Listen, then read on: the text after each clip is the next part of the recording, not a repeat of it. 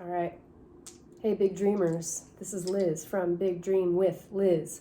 Today I wanted to try something different. If you haven't been to this channel before, this is where I give intuitive advice based on what I love, what I'm good at, and what I think you need most, also known as the flavor generator. I'm doing dice today, trying a different method. If you don't know what I usually do on my videos for flavor generator,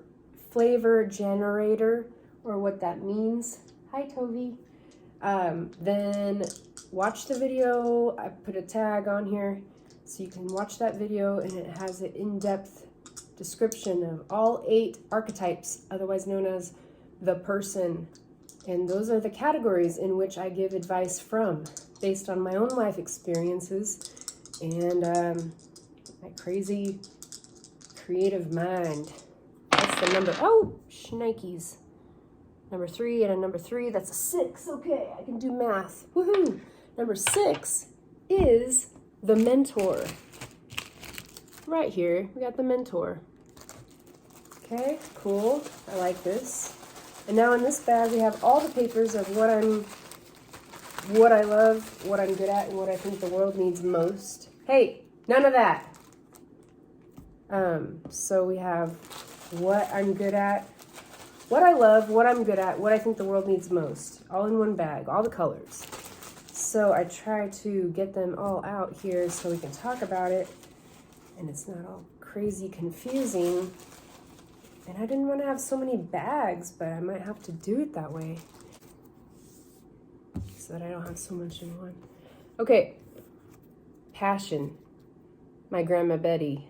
She is no longer with us, but she was one of the best people in the world that was very inspirational to many because of her ability to help people feel loved. Okay, simply put. A skill, approachability. Another skill, understanding others. And what I think you need most to be that warm atmosphere, like my grandma Betty was, and to mentor the youth. So,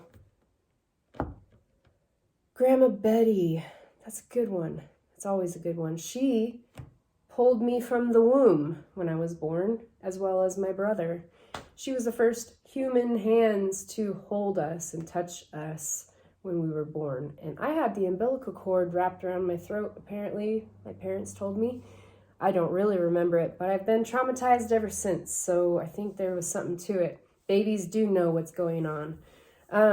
Although I did love swimming as a kid, so I wasn't really afraid of drowning. I've been afraid of vomiting ever since I was 5 years old, so maybe a little older. I think I was 8 when I became aware that I was terrified of that, when it last happened to me. Knock on wood. Where's wood? We got wood here. All right, cool. I'm still superstitious about it. But Grandma Betty was a great cook. She loved other people and other cultures. She loved dance. She helped me love dance and music and food and cooking and baking and all that stuff. And my grandpa was an artist, so it's kind of all runs in the family that we're all artists and music and musicians and things of that sort. But she mostly just had this great big smile and these great big hugs and felt like you were the only person that mattered when she was there talking to you. She gave undivided attention. So what we can learn from Grandma Betty is that it's important to make people feel important. And once you have that ability, you're aware of how other people feel and how you feel when you are loved like that. Or maybe you've never felt love like that and you've always desired it or hoped that what you saw in the movies or with things it could be your reality too.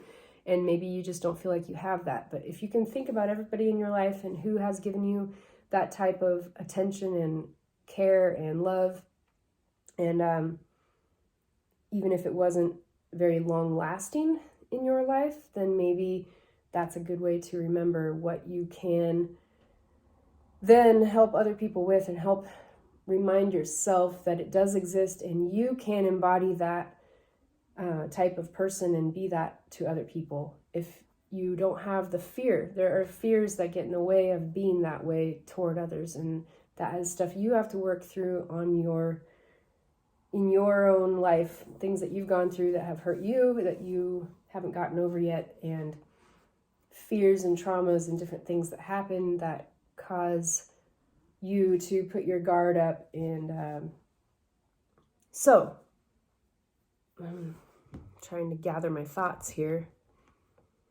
Approachability and understanding others. Yeah, I kind of mentioned the understanding others, being approachable.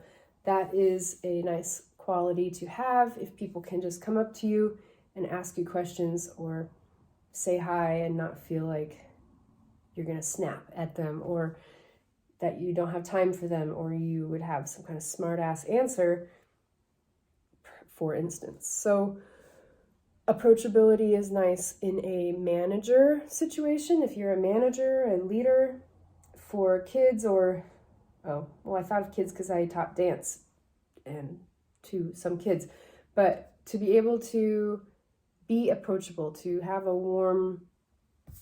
be that warm atmosphere. So have the warmth in your eyes, in your smile, in your body language that is open to questions, or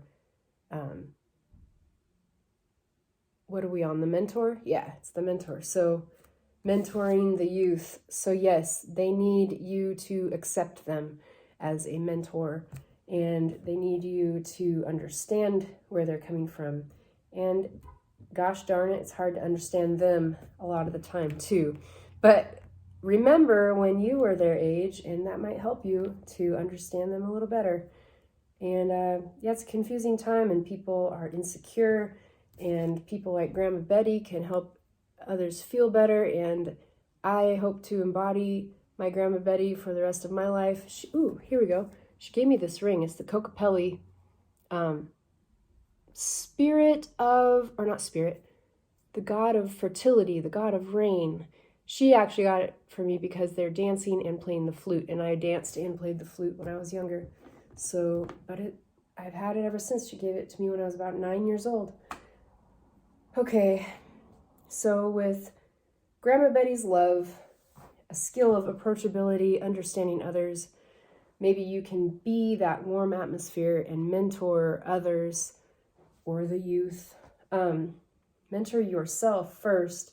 Make sure that you feel that you have faced all of those little demons that like to try to pull you down and bring you back into your past when you know that you are no longer in those situations. Maybe you still are and you need help to get out of them. You can talk to me. I've been there. I can help you. Otherwise, if you're not in those situations, be grateful for what you do have. Remember somebody that you love and who cared about you, even if it was for a short time in your life and you haven't had it since. And remember that you can be that person yourself and give that to somebody who needs it. Okay, I think I'm going to keep it short and sweet. I love you guys. Thank you for being here. And I'm here to help bring out the inner magic you have always had, but forgot about. Thanks. Talk to you soon. Bye.